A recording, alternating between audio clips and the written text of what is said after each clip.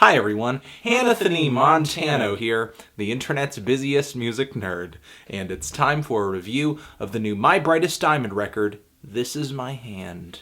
This is my chin. This is my foot. This is my elbow. This is my neck. This is my knee. This is my review.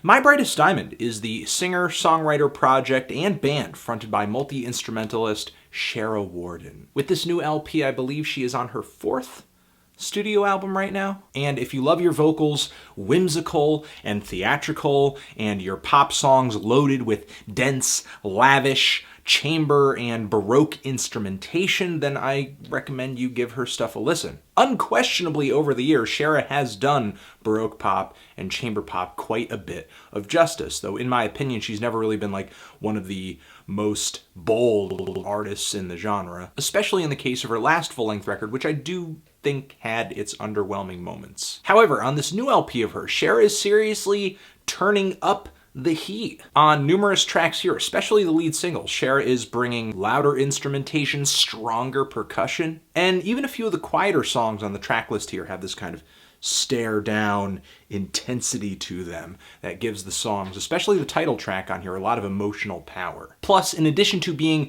beautifully orchestrated and arranged and recorded and mixed really well, this album, much of the time, is very well written too. Once again, Shara delivers some great songs on this record, starting with the very dramatic lead single, Pressure, which kicks the entire LP off with some very dramatic marching band style instrumentation. The danceable groove on the hook is fantastic, just the diamonds. I didn't know Shara's pop sensibility could be this great. And with the lyrics on this LP about diamonds and dispersing light and the pressure creating these fantastically amazing stones, Shara's lyrics continue to be filled with poetry, symbolism, metaphor. The next track, Before the Words, also features some great strong drumming. I love the backup vocals on this track.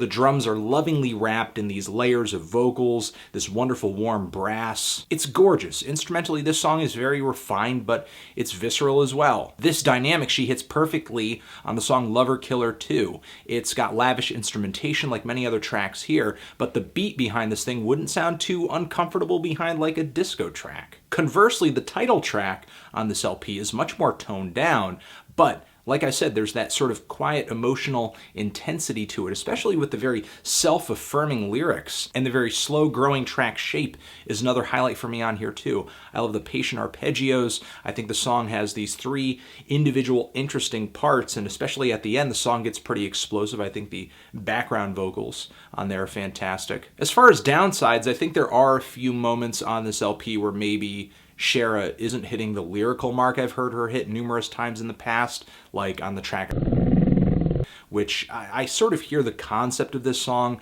but it seems just like an overly simple portrayal of the sort of love on the rocks or maybe tainted or dangerous love situation. And the finish of this LP, in my opinion, is not quite as fantastic as the beginning. Unfortunately, this record doesn't really stick the dismount for me, and it starts with tracks like Easy, which to me, this song is just like a overly long interlude. The song Resonance, while much more lively, feels more like a groove that goes on and on and on and on and on than a well-formed song. And the closing track on here feels like Shara just kind of delivering some words or maybe a poem in her usual vocal style over a little bit of acoustic and electronic ambience. And while it is very pretty from an aesthetic standpoint, it is very beautiful texturally, I think the track is a little anticlimactic for a finisher. Overall, I think this is a really good record, just another decent LP in the My Brightest Diamond canon. I do think it's really worth checking out. There are a few duds in the track list here, kind of an underwhelming finish. Occasionally the backing instrumentation feels a little frivolous or maybe a little bit like window dressing for kind of a reference point. If you ever heard that band After Clang, there's definitely something to the orchestration here that reminds me of that. But for the most part, especially in the first half, this is a very captivating full length. I'm feeling a decent to strong 7 on this thing. Transition, if you've given this LP a listen, what did you think of it? Did you love it? Did you hate it? Why? What do you think I should review next?